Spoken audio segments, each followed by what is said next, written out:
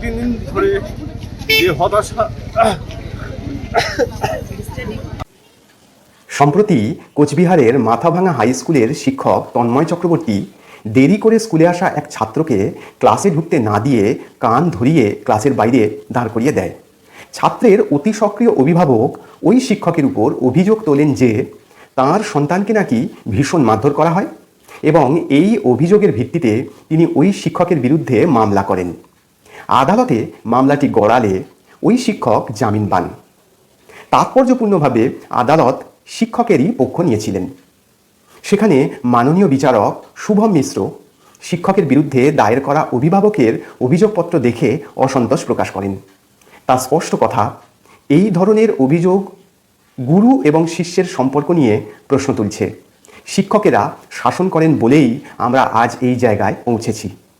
আচ্ছা, এই ঘটনার পর কয়েকটি ভবিষ্যৎ সম্ভাব্য ঘটনার কথা কল্পনা করে দেখা যাক।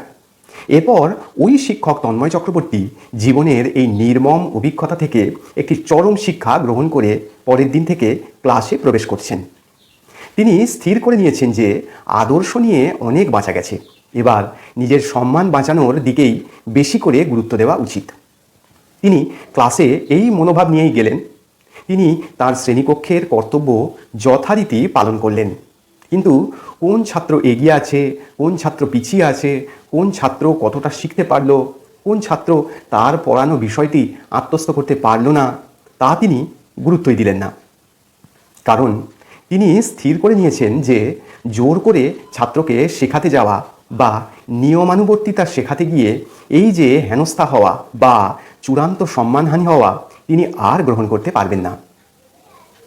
আচ্ছা, এমনটাও তো হতে পারে যে তিনি ক্লাসে গেলেন, তার রীতিমতো পড়ালেন, কিন্তু বিশেষ যে ছাত্রটির জন্য তাকে এই চূড়ান্ত হেনস্থা এবং সম্মানহানির শিকার হতে হলো, সেই ছাত্রটিকে তিনি আর গুরুত্বই দিলেন না।